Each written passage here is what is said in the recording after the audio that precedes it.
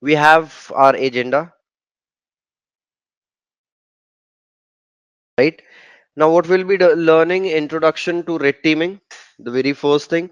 Then we'll be moving on towards the red teaming phases. That what are the different phases of the red teaming? Then reconnaissance, that how you can gather the information. Now, let's say you are working like into the offensive side of the security, right? Now when you are working into the offensive side of the security as a penetration tester, so there will be a scope given to you, there will be uh, all the tools you will be having, and then if you are doing a gray box assessment, mostly gray box assessment happens, so you will be having some details about the target, right? That what are the things you have to test and what information you will need. But if you are doing a red team assessment, maybe you don't have any information, you need to do all the things on your own, right? So how you will do the reconnaissance, right? Then how you will take the initial access. So for initial access, you maybe you need to perform some attack, get the username and password, right? And then we'll be establishing the foothold and the persistence, right? That what are the different techniques for the foothold and persistence, and then we'll be taking over the domain controller, and then we'll be moving on towards the introduction to adversary emulation, that what adversary emulation is, what Caldera is, what tool it is, and what it does basically, right? So let's start with the basic question, that what is red teaming? Offensive security. So the thing is, into offensive security, your pen testing team also arrives. Now, when we're talking about red teaming, so red teaming is basically a comprehensive adversarial approach to cybersecurity that goes far beyond traditional vulnerability assessment or penetration testing, right? So I have used two terms: penetration testing, and second one I have used vulnerability assessment.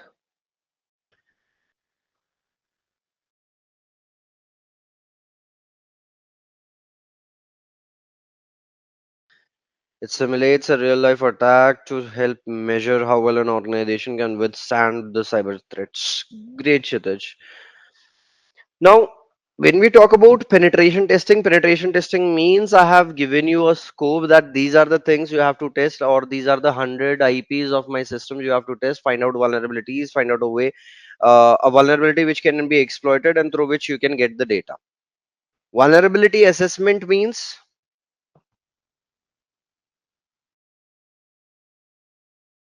using some tools, vulnerability assessment tools, scanning the organization, and the vulnerability assessment tool will give you the output that which vulnerability is present in the systems, in the network, or anywhere you are doing the assessment. But in vulnerability assessment, on the output, you cannot rely whether that vulnerability is present or not. So you have to do a pen test and find out whether it can be exploited or not. Right? So it's not like that. Red teaming, it is designed to simulate real world attacks on the organization's people, processes, and technology, right? To evaluate how effectively its defenses can detect, respond to, and recover from a genuine threat, right? So red teaming is about thinking and acting like an adversary, not just finding vulnerabilities, but demonstrating how they can be exploited to achieve realistic attack objectives like data exfiltration, privilege escalation, or persistent within a network, right? Now, red teaming, it is originated in military strategy, right? Where red teams, they were used to challenge uh, plans and assumptions by adopting the perspective of an enemy force. So in cybersecurity, This philosophy translates into a structured, goal-oriented exercise where ethical hackers they emulate advanced threat actors like nation-state groups or organized cyber criminals to test the resilience of an organization's defenses, whether you can withstand or not. Right. So, unlike penetration testing, which focuses on identifying and reporting vulnerabilities, red teaming evaluates the entire security posture, including the detection capabilities, incident response workflows, and organizational readiness. Right. So, it's not about how many vulnerabilities exist, but how well the blue team can identify and mitigate a realistic attack campaign.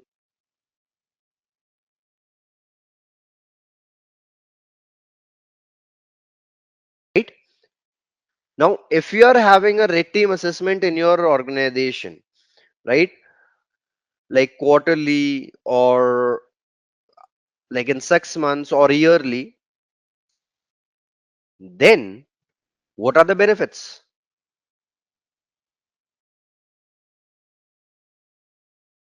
Realistic threat simulations, right? So you can test the defenses against advanced persistent threats and modern attack techniques, right? Improved detection and response,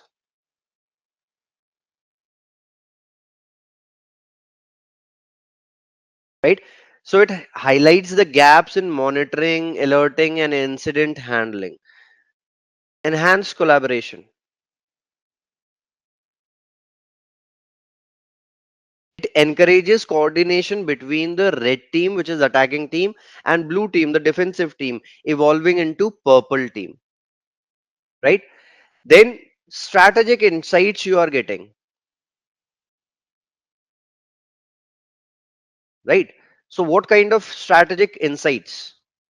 It provides executive level understanding of organizational risk and readiness. And so it drives iterative enhancement to security architecture, policies, and training. Right? Mythos is basically Jiten a model, an AI model which performs the testing, finds out vulnerabilities in different things. So it has found the vulnerabilities in Firefox browser and few other things, right? For performing the red teaming, it should have the capability to maybe send emails, phishing emails, right? Create phishing websites and then sending the emails to the employees, or if it can physically walk inside an organization and plug a USB, then only Mythos will be able to do the red teaming, right? Red teaming is a strategy, Mythos is a tool, right? Next, we have why red teaming. So these banks they are using legacy systems, old operating systems. So you don't have technology right now which can find out vulnerabilities in the older ones or compatible with the older operating systems, but yeah, Mythos can find out those vulnerabilities, and that may be one of the reason why red teaming is needed. First,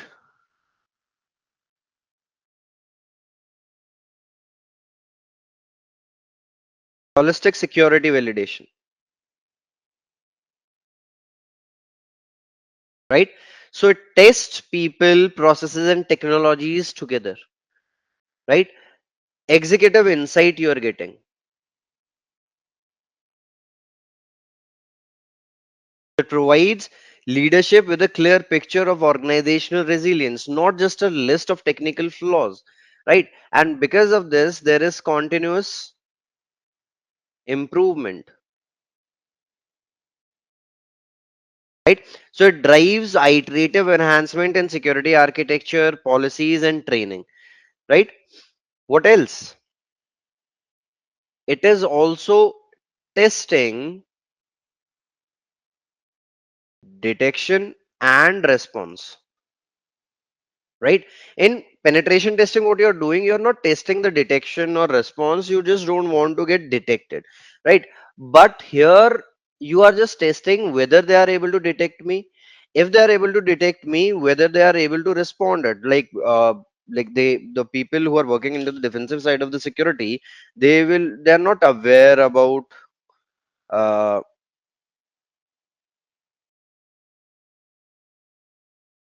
that a testing or a red team assessment is going or on inside an organization, right? So the thing is that when we are talking about this red teaming part, there I want to test if the incident response team is working properly or not. If they have detected me, whether they are able to create a incident out of it and then create a ticket and then ask someone in the team or first responder will arrive and check whether it is a false positive or a actual attack, and if it is an actual attack, what steps they are taking. So that also I'm testing here,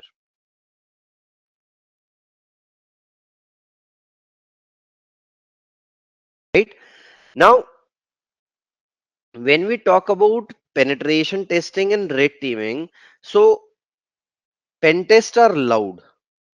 Purple team is basically a model where red team and blue team collaborate closely instead of working in isolation, right? So the idea is not to replace your blue teams or red teams, right? We are creating a feedback loop that accelerates the learning. It strengthens the defenses and it ensures that offensive insights directly improve the defensive capabilities. So whenever I'm doing any red team assessment, so I am performing the attacks and then I will share all that knowledge with blue team. So when red team is done with the assessment and blue team is also there, when both of them they combine and they sit with each other, that is called purple team. So red teams, traditionally what happens, the red teams they simulate the adversaries, they expose the weaknesses, and blue team they defend and respond. When they operate separately, valuable lessons can be lost, right? Red teams may uncover gaps that defenders never see, and blue teams may struggle to adapt without uh, understanding the attacker's tradecraft. So purple team bridges the gap by fostering continuous collaboration. So red team they share the attack techniques, blue team they tune the detection and response. So they both iterate together. That's purple team. Now coming back to loud. So loud means that whenever you are doing penetration testing, you are getting a lots of alerts, you are generating lots of traffic in the network, and that's why red teaming, it's an adversary simulation exercise, right? That means red teamers they emulate the advanced threat actors using cyber or social engineering and sometimes physical attack vectors to achieve uh, their objective, right? Like accessing the sensitive data. So defenders they typically do not know the test is happening, right? That's what makes it realistic, right? Now when we are talking about red teaming and penetration testing, so if I talk about the objective, what is the objective of penetration testing? Identify and report the vulnerabilities. The objective of the red teaming is to simulate real adversary to test detection and response, right? If we talk on terms of scope, so the scope in the penetration testing is narrow, predefined,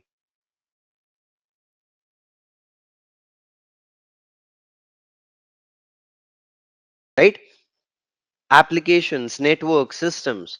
And in red teaming, there is broad goal driven data theft, persistence, evasion, whatever you want, you can do, right? And then they are different in terms of approach as well. So here, proof of concept is needed, overt exploitation is there, right? In red teaming, you have to be covered, right? You have to be stealthy, long term simulation it is, right?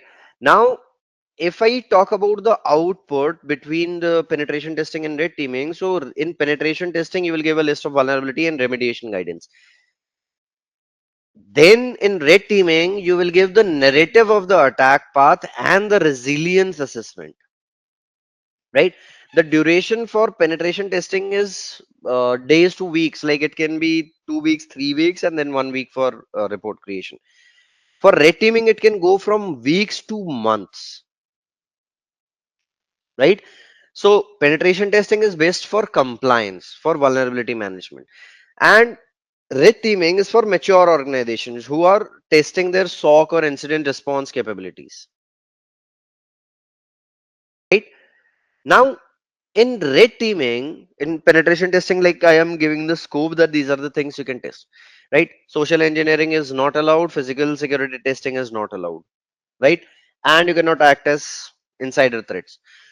In red teaming, you can send phishing emails. So you wait for employees to click on the phishing emails and share their information, or you can physically enter the organization, plug in a USB, get the access,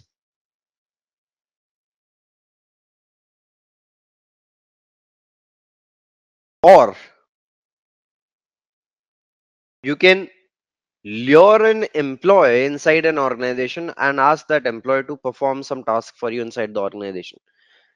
Right? So pen testing is tactical, red teaming is strategic. There are a lots of tools and softwares that we use, Nani. So basically, the whole red team assessment, it relies on the techniques that you are using. Sometimes you use phishing, so go fish campaign you can host.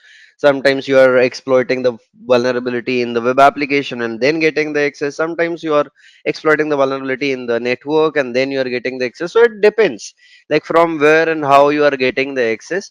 And the most important thing, or you said the oxygen, so that will, I'll call it C2, command and control frameworks, right? Be it Cobalt Strike used in the organization, or generally there is Covenant, there is Sliver, there is Empire, and every particular tool has its own environment where it can work, how it can work. So all have their pros and cons, but yeah, they can be called the oxygen of it, right? So that's the difference between red teaming and penetration testing. Next, we have the phases, that the different phases of red teaming. So the very first phase, now when we talk about reconnaissance is intelligence gathering phase. So the red team collects information about the target organization, its infrastructure, employees, technologies, and potential vulnerabilities, right? Now the techniques: open source intelligence, social engineering, DNS enumeration, network scanning. So the goal is to understand the attack surface before any exploitation begins, right? So you will, after doing reconnaissance, you will get target profiles like domains, IP ranges, email formats, or network topology maps, or employee lists and social media footprints, or identified potential entry points. Then we move to initial compromise. What is initial compromise? When the attacker gains the first foothold in the environment, right? Now, it can be through phishing, it can be through exploiting a web vulnerability, or leveraging misconfigurations. So, the compromise is stealthy, which aims to bypass detection and establish a minimal presence, right? Now, what you are getting here in initial compromise, you are getting valid credential or session tokens or access to one or more systems, proof of exploitation like shell access, privilege escalation vector, or initial compromise report detailing the exploited vulnerabilities, right? Then you establish persistence, right? Once inside, the attacker ensures continued access even if the initial entry point is closed. So persistence mechanisms, they include scheduled task or registry modifications or service creation or implanting the backdoors. So this phase ensures long-term control over compromised assets, right? So you will get a list of persistent mechanisms deployed, right? Then command and control will be established. Documentation of persistent path you have to create. Now, once you have the foothold or persistence, then you have to escalate privileges, right? So attackers, they seek higher privileges to access sensitive data or critical systems, right? They exploit privilege escalation vulnerabilities. misconfigured permissions, or cached credentials. So the aim is to move from a low privileged user to an administrative or domain level control, right? Then we perform internal recon, right? If you have done privilege escalation, that's fine. If not, then you have to do more reconnaissance. Now you are inside the environment, you are inside the network. Now you will do more in reconnaissance, right? So with elevated privileges, attackers they explore the internal network to identify valuable assets, trust relationships, and lateral movement opportunities. So they enumerate the hosts, shares, and user accounts to plan further exploitation, right? Then we have lateral movement. So attackers they use their foothold to move across systems, leveraging stolen credentials, remote execution tools, or exploits. And this phase expands control and increases reach within the environment, right? So the output you are getting list of compromised systems, lateral movement techniques you will be using like pass the hash, right? Taking over the RDP or SMB. Then data analysis happens. So in data analysis, collected data will be analyzed to extract valuable intelligence, credentials, configurations, or sensitive files. So attackers they correlate findings to refine their strategy and identify the most impactful targets, right?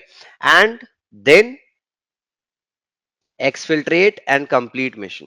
So the final stage it involves achieving the defined objective, often data exfiltration, system manipulation, or demonstrating full domain compromise.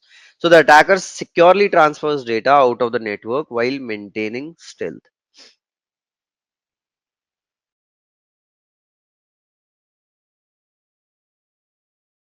right? Now in the whole diagram in between, if you see, C2 is written. So throughout the circular portion of this image that you see, C2 represents the continuous communication channel between the attacker and the compromised system. So it enables command execution, data collection, and remote control during persistence, lateral movement, and exfiltration. When we talk about initial access, right? So we are getting the first access in the system,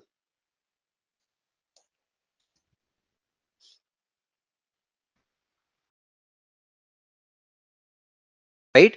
So that's the most critical stage of an attacker's or adversary's intrusion into target environment. So it represents the moment when an attacker successfully transitions from being an external observer to an internal presence within the victim's network or the system, right? So in red teaming and adversary simulation, this phase is designed to emulate how real threat actors gain their first foothold, right? Whether through technical exploitation, social engineering, supply chain compromise, and it's the gateway that transforms reconnaissance intelligence into actionable infiltration, right? Now, the goal of initial access is to establish a reliable entry point that allows the attacker to interact with the target environment. And it could mean compromising a user account, exploiting a web application vulnerability, or leveraging misconfigurations in exposed services. So the attacker's mindset during this phase is stealth and precision, avoiding detection, while ensuring that the access obtained is stable enough to support persistence and further exploitation, right? So initial access is not just about getting in.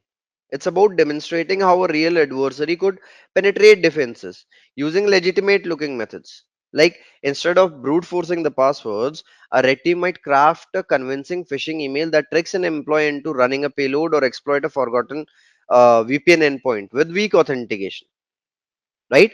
So the emphasis is on realism, not noise. So what techniques we use?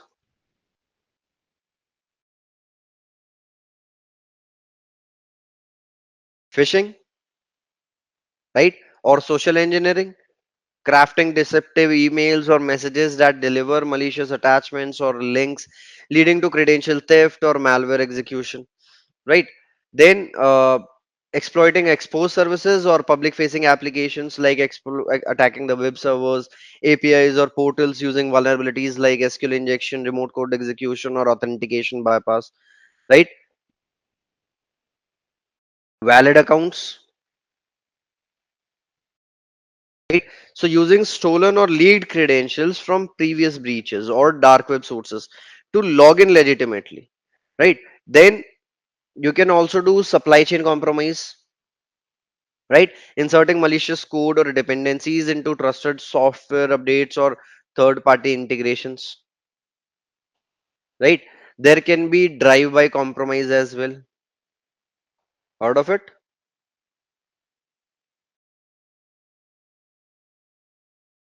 So drive by compromise means exploiting browser vulnerabilities when a user visits a malicious or compromised web application,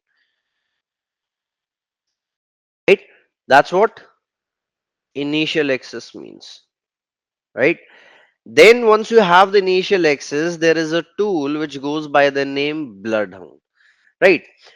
So what you do, Bloodhound has three parts. It has a GUI, right? It has a database, right?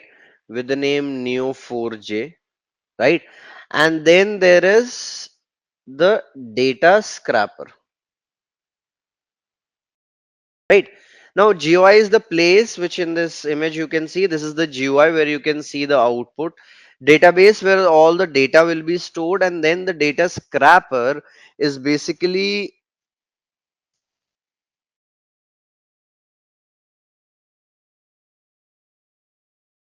tool, or you can say its uh, name is Bloodhound only for the data scraper. So what it does, if you have the username and password, using that username and password, you can scrape the data out of that user, and not even only about that user, you are authenticating yourself as that user, impersonating as that user, and extracting the data out,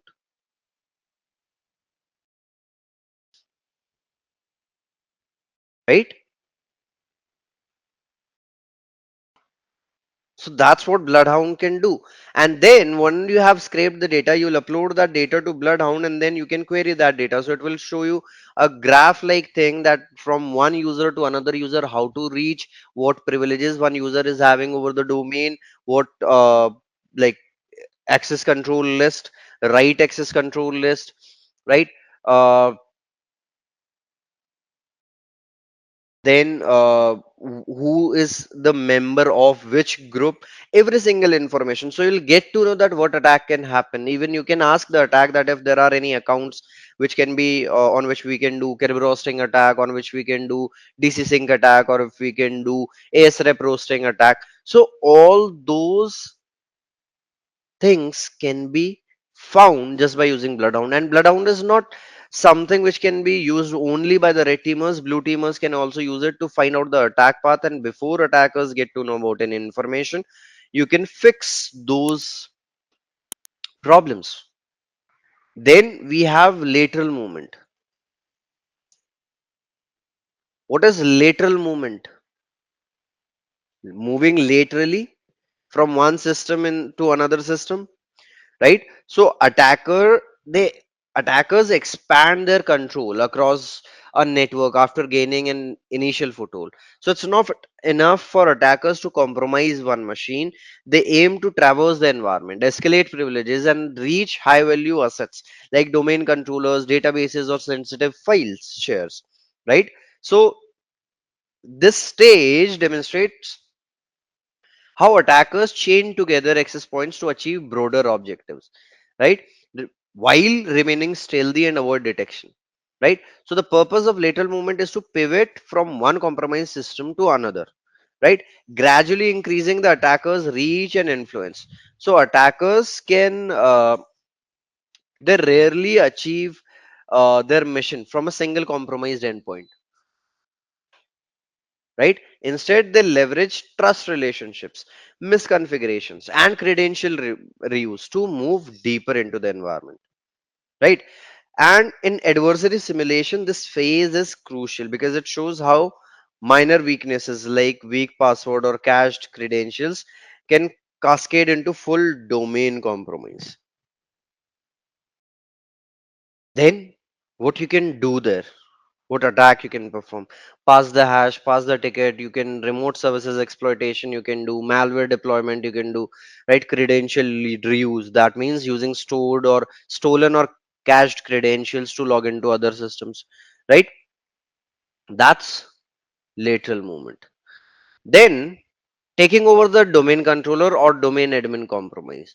So that means you have to take over the domain controller, become an admin of the domain controller, right? Now let me practically show you how the attack happens. First, now if you see, this is the architecture of our Active Directory,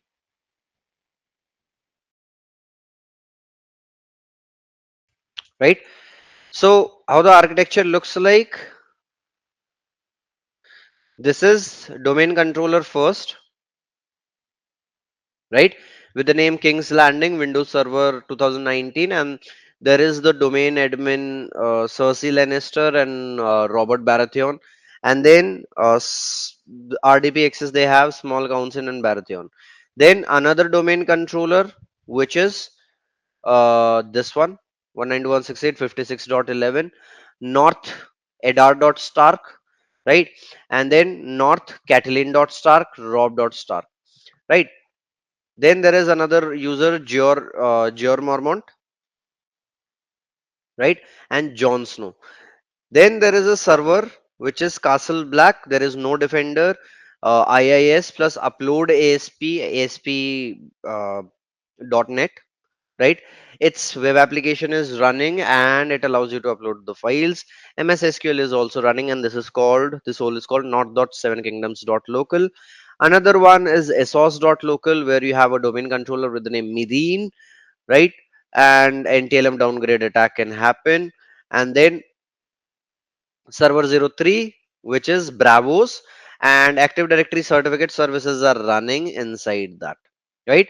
So three domain controllers, two servers, and another server if you want. So you can use that as an extension, right? So that server is basically for the defensive side people if they want to install ELK stack, Wazoo, and uh, Casterly Rock, right? That's the name of the system basically, where you will do the whole monitoring part of the attacks, right? So this is how it looks like. Now let's look in the attacking part, that how what we can do, how we can do. What we will do, the very first thing, I don't have any information, right? I just know that there is some Active Directory and I don't have any information about anything, right? So first, I'll do an nmap scan, host discovery, right? 192.168.56.0/24. Just wanted to see what IPs are there, what IPs are up and running. So if you see the IPs, 7kingdoms.local, North Winterfell.north.7kingdoms.local.11, esos.local.12, castleblack.north.7kingdoms.local.22, then there is 23, then there is 101. These are the IPs of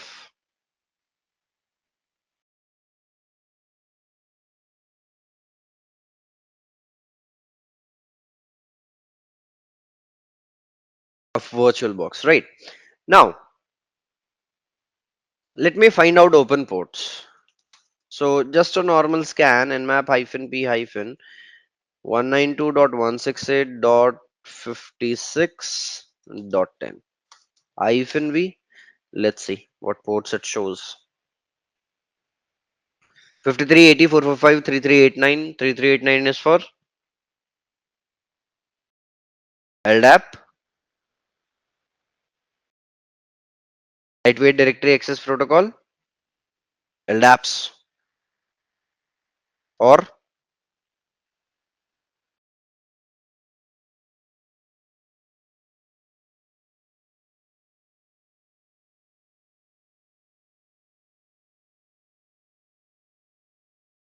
53 is for DNS, correct? 135, 139, SMB.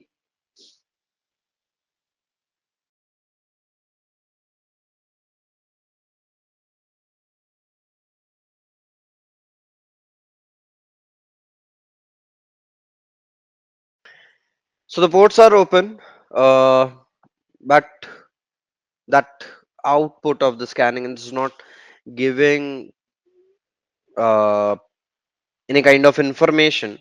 So what we will do, there is a tool called Ferox Buster. How many of you have used it? Ferric oxide. Iron. So Ferox Buster is what? It is a fast recursive web content delivery tool which is written in Rust, and it is widely used in penetration testing, bug bounty hunting, and red team engagement. Right? So its primary purpose is to uncover hidden files, directories, and endpoints on web servers that are not directly linked but remain accessible. Right? So by brute forcing the path with the word list, Ferox Buster will help you in simulating how attackers might discover the sensitive resources which are left uh, exposed. Right? So it performs forced browsing, systematically requesting URLs based on the word list to identify the valid path. Right? So unlike the older tools, it supports recursive scanning. Right? Meaning once it finds a directory, it automatically continues searching deeper.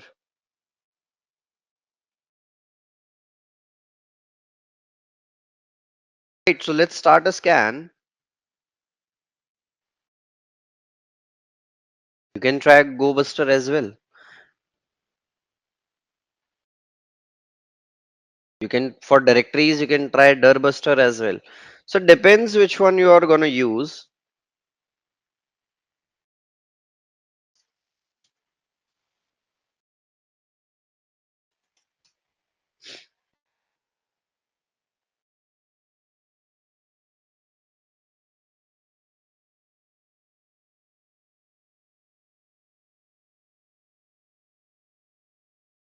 Yep. Hyphen U HTTP colon slash slash 192.168.56.10 hyphen W slash users slash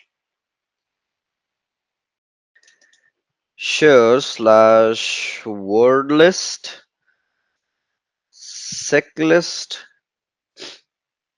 discovery web content rough medium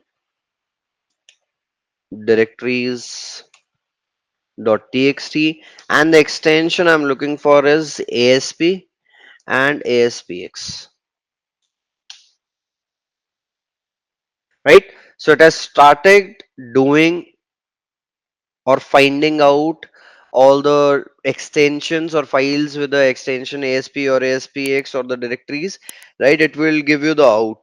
So back to the scanning, it has found some output, like it says found 8 and ASP net underscore client, ASP net underscore client, system web. Great, it's scanning. Now if you see the output, it looks like nothing is useful for us here. Right, from the output we are not getting anything. right? So I'm stopping this scan. So when we're talking about null authentication, it refers to the situations where a system or service allows access without requiring valid credentials, essentially granting entry with a blank username or password. So in cybersecurity, this is considered a serious misconfiguration or vulnerability because it bypasses the fundamental principle of authentication, right? So verifying identity before granting access, right? Attackers, they exploit null authentication to gain unauthorized access to sensitive systems without triggering alarms, since the access may appear legitimate connection, right? So authentication is meant to ensure that only authorized users can interact with the system, right? Null authentication breaks this model by allowing connections with no credentials at all, right?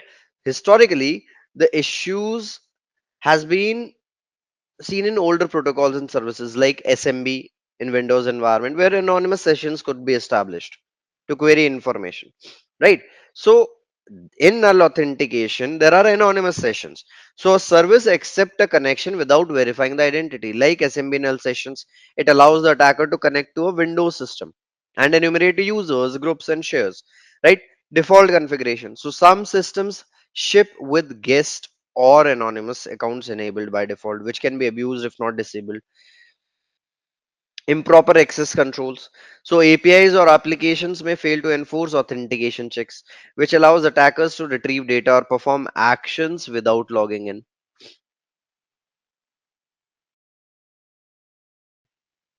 right? So what I will do, I'll do null authentication for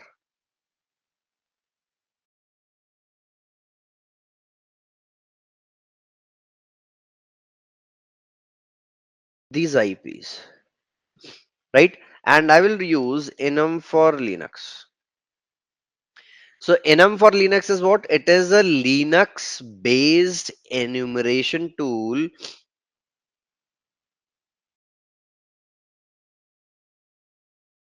that extracts information from Windows and Samba host over SMB via null sessions. So it's widely used in red team engagement to gather user lists, group shares, right, password policies, and operating system details, right? So enum for Linux a hyphen u, user is empty, hyphen p, password is empty, 192.168.56.10.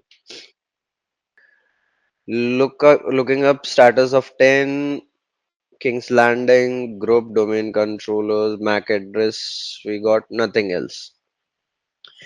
So we are not getting any information here. Now for another IP, dot 11, sorry. Now if you see, you are getting a lots of usernames as well, right? These are the users. Let me scroll a little bit. Array.stark, Sansa.stark, Brandon.stark, Recon.stark, Hodor, Jon Snow, Samuel.tarley, Joe.mormont, SQL underscore SVC. Right? So that information it is giving me. Then if I scroll a little bit up, can you see what you are getting? In the description of users, somewhere the username and password of that user is mentioned. Samuel Tarley and Hartsbane.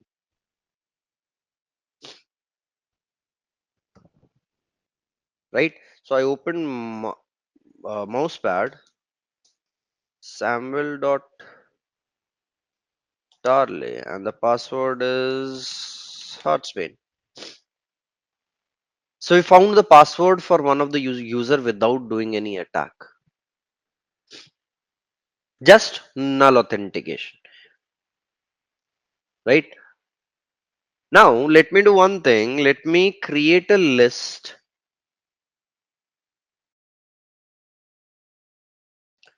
Sudo su and nano users.txt.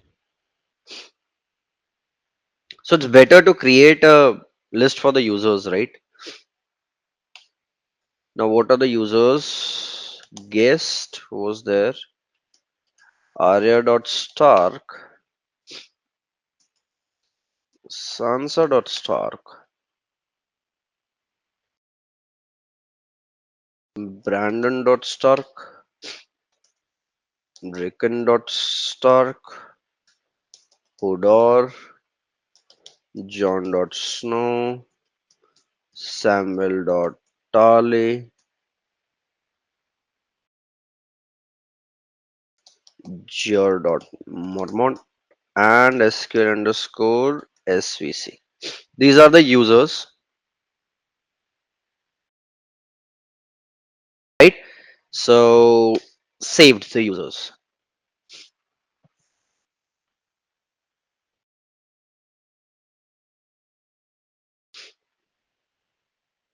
right?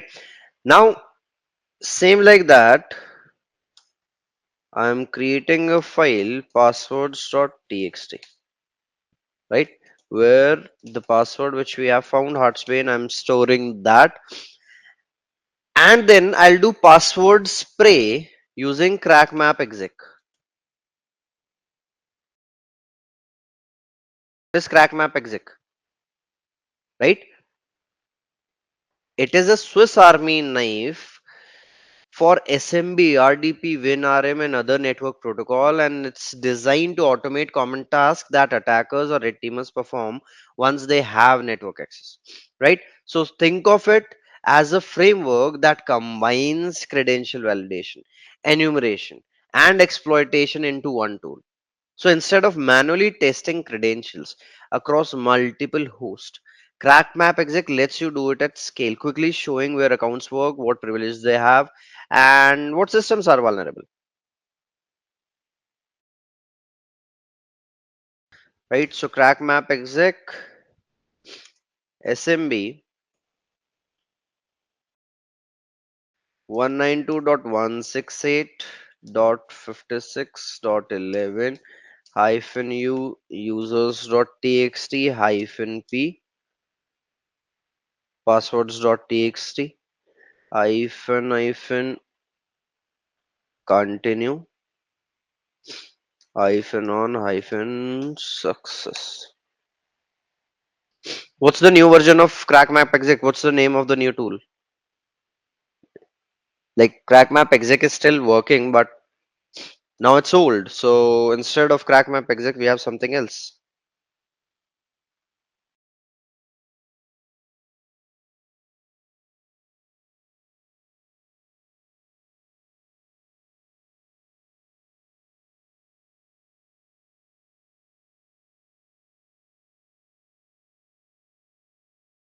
Its name is NetExec.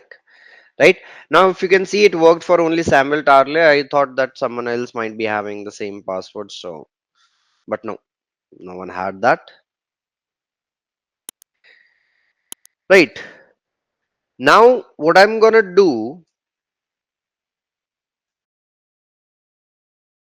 there is an attack called ASREP roasting. Have you guys heard of it?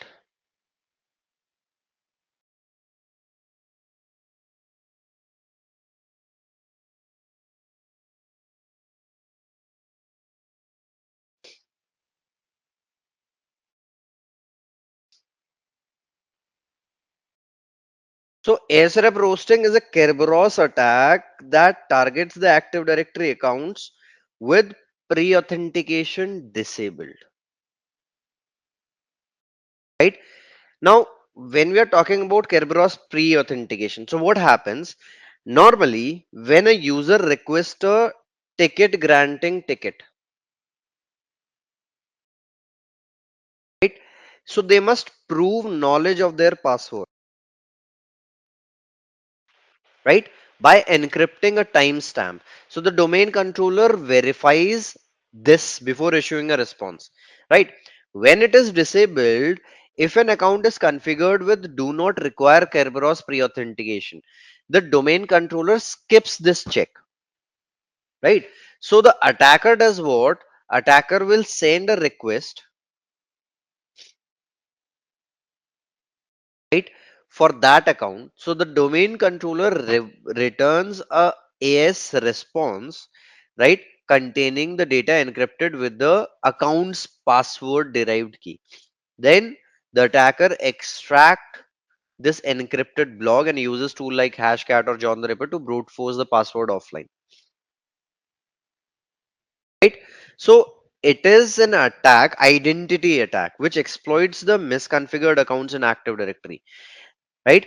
Its outputs hashes and cracked passwords.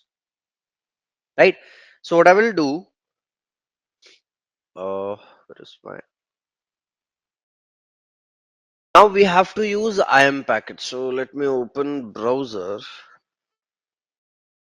Now we have IM packet. So IM packet is what it is, a widely used open source collection of Python classes and sample scripts which are used for building, dissecting, and manipulating the network protocols.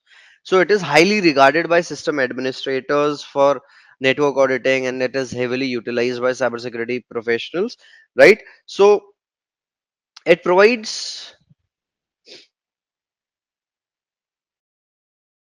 low-level programmatic access to the protocols like SMB or MSRPC or NTLM, and it helps. There are scripts related to ticket manipulation, relay attacks, credential dumping, right?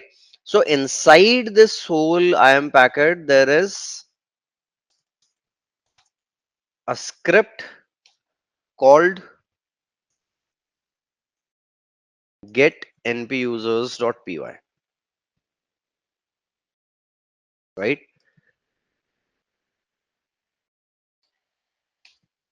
So get npusers.py is a script which is used to execute a script roasting attack against Active Directory, right? So it will request a new ticket, right? So I'm inside I'm packet, right? Either you can directly, you can inside I'm packet, there is a directory with the name examples. There are all the scripts present, right? Either you can write Python and then you can install it, or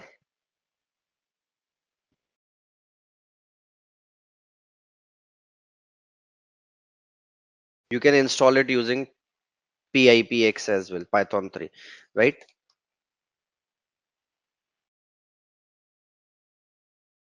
Now I'll go to examples, Python 3,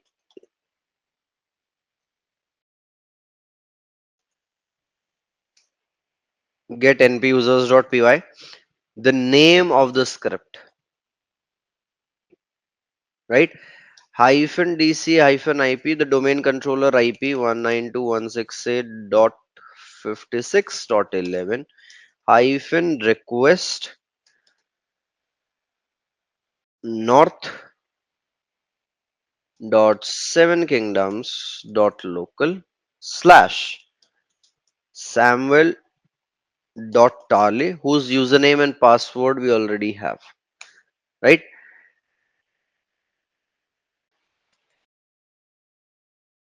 Yeah, now it's there. So now we can use all the scripts as the commands, right? Now let's see, it should not give the error now.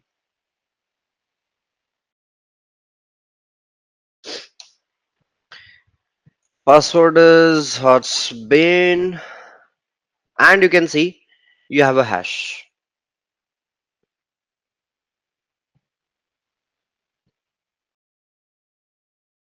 right? Now once you have the hash, what you can do, find the plain text of it. So nano, I'm creating a file brandon.hash, pasted the hash there, and then I'll use hashcat hyphen m 18200. Hyphen m means the module. So you have, for every type of hash there is a specific module, so you have to specify that which hash it is, right? What type of hash, right? and then I'm using slash user slash slash wordless slash rocky.txt.gz. So first I have to write gzip hyphen d user share.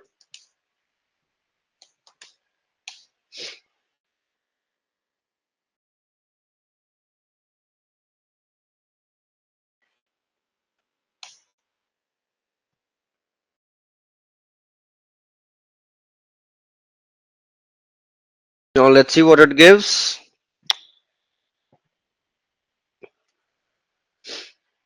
Now we are working with dot 11, right? Now it says that for north edar.stark, right? Who is the domain admin, right? If you can find the password for Edard Stark, or you can find out the password for Rob Stark with there is LLM query for every 3 minute or 5 minute, right? Now first for Brandon Stark, I found the password. I see dead people. Quickly will note it down.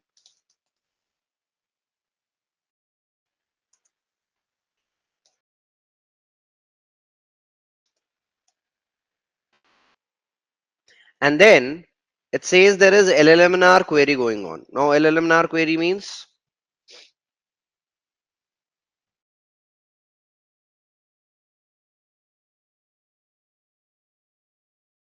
LLMNR stands for Link Local Multicast Name Resolution, and that is basically a protocol which sends multicast requests in the network. What should we do next? LLMNR poisoning. So there is a tool which goes by the name responder, right?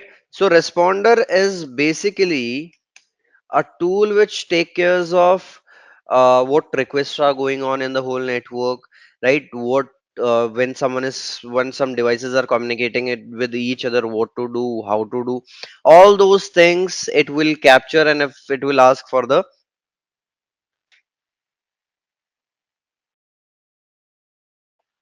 credentials as well, right? So responder hyphen I vbox net 0 I will be listening on, and there might be some username and password. But meanwhile, it looks for some username and password. Now, we know from the architecture, we know that there is .22, a machine which has the Microsoft SQL server, and I'm thinking of trying Kerberosting to see if I can access it. What is Kerberosting? Anyone? So Kerberosting is what? It is a well-known Active Directory attack technique that targets the service accounts with service principal names registered in the Kerberos. Right? Kerberos is what? Authentication and authorization protocol. Right? So this attack leverages the way Kerberos issues service tickets to extract encrypted material that can be cracked offline, right? Revealing the plaintext password of privileged accounts. So it's one of the most common methods attackers use to escalate the privileges inside Windows domain, right? So first, what I'll do, I'll use get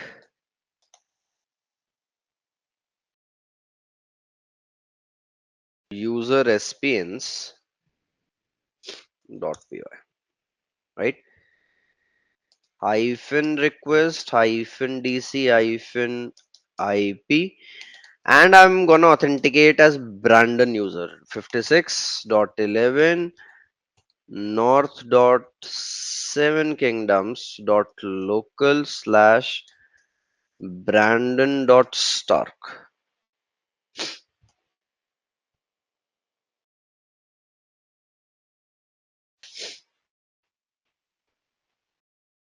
I see dead people, and you have the hashes for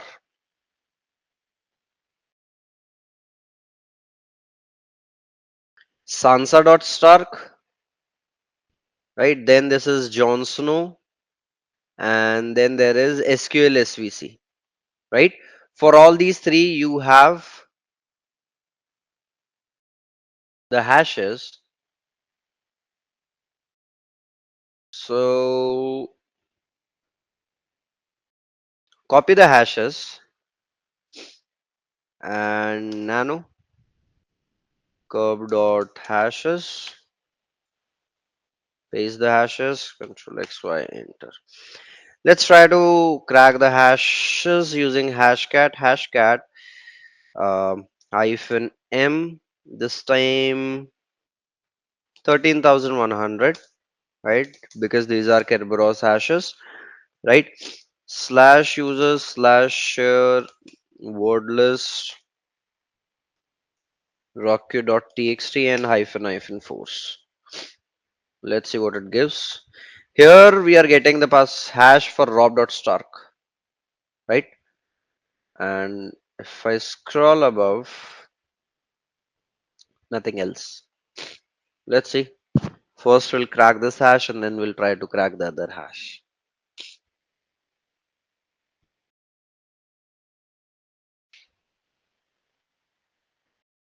For Jon Snow, we found the password.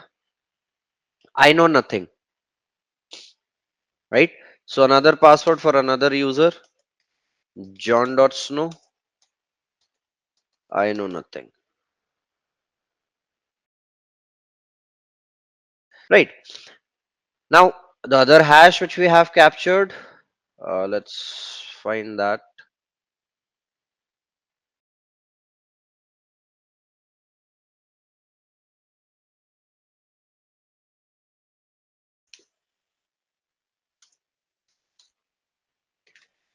Nano rob.hash.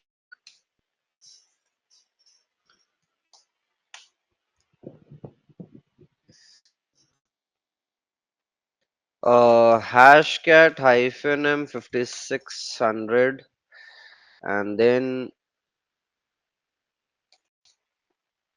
rob hash and slash user slash share slash word list rocky.txt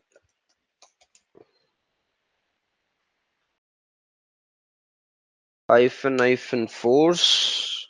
Let's see if we can find out the password for this.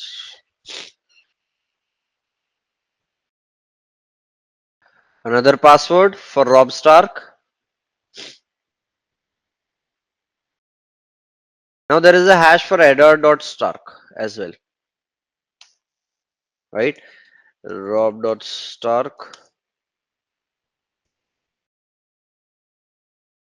And then another hash it has captured. Nothing found.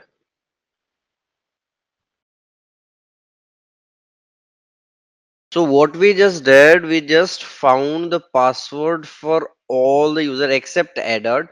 For all the other users, we have found the password, the username and password by doing different attacks.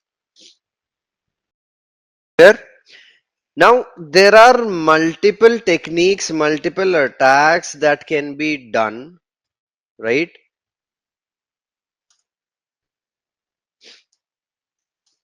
Like 192.168.56.11,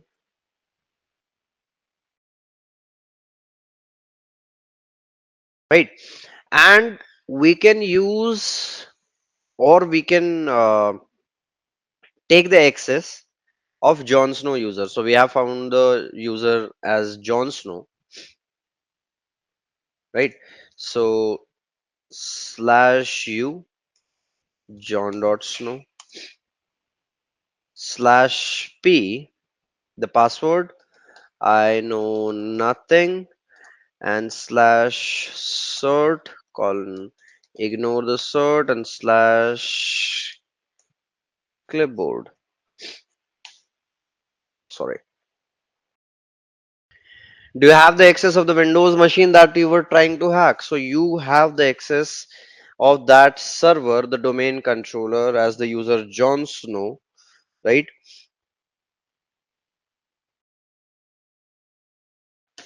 Now, whatever you want to upload, you want to make changes, and from this system, if you want to move to other servers, other critical domain controllers by abusing the trust parameters, you can do that, right? So that is what that is how you perform the attacks, find out information in the Active Directory. So you don't have to go very much fast, right? You just have to do all these things really slow. Then what we have domain foothold and persistence. So these are two critical stages, right? In adversary simulation and red team operations. So they represent the attacker's transition from getting in to staying in, and together they define how resilient intrusion can be if defenders don't detect. So foothold is the attacker's first stable presence inside Active Directory domain after initial access, right? So attacker seeks to establish a position that allows them to interact with domain resources, right? And this foothold is low privileged at first, but it provides the launchpad for reconnaissance, privilege escalation, or lateral movement, right? When we talk about persistence, persistence is about ensuring long term access even if the initial entry point is closed. So attackers, they don't want to lose their foothold. They deploy mechanisms that allow them to re-enter the domain without repeating the initial compromise, right? So persistence techniques, they blend into legitimate activity, making them harder to detect, right? So there are golden ticket attack, silver ticket attack, skeleton key attack, right? Credentialless persistence is also there for shadow credentials, right? Command and control channels are also there. So they help you in performing these attacks, right? Then we have MITRE Caldera. That's something which you need to know, right? Now, Caldera will discuss, right? The very first thing you should know is adversary emulation. What is anyone who knows adversary emulation? So when we're talking about adversary emulation, it is the practice of modeling real world attackers and simulating their tactics, techniques, and procedures inside a controlled environment, right? So instead of generic penetration testing, adversary emulation focuses on realistic attack campaigns, mirroring how actual adversaries operate, and from initial access to persistence and exfiltration, right? So we have a framework, MITRE attack framework, right, which provides you a structured matrix of uh, tactics, techniques, and procedures that adversary emulation plans map to, right? And when we talk about Caldera, so it is a open source adversary emulation platform which is developed by MITRE itself. So it automates the red team operation by simulating adversary behaviors which are mapped to the attack techniques, right? So if someone has not seen attack, let me show you.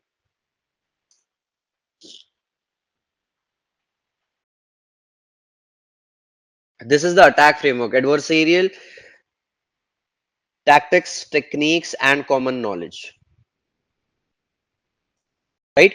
So starting from reconnaissance till command and control, exfiltration, and impact, all these are tactics written below. For completing every tactic, there is a technique written, right? So you have to check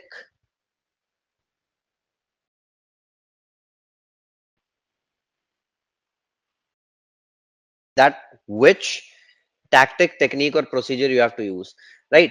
Now there are some groups, right? Like there is Ajax Security, Makira. These are what? These are advanced persistent threat groups which keep on attacking in different places and all, right? Like APT29 is the most favorite one for me, and that's a threat group that has been attributed to Russia's foreign intelligence. So The campaigns they have done, like Operation Go, Solar Winds Compromise, right? And the techniques they have used. Now, all these techniques, you have to just inside Caldera, you have to select that which techniques you want Caldera to follow, and then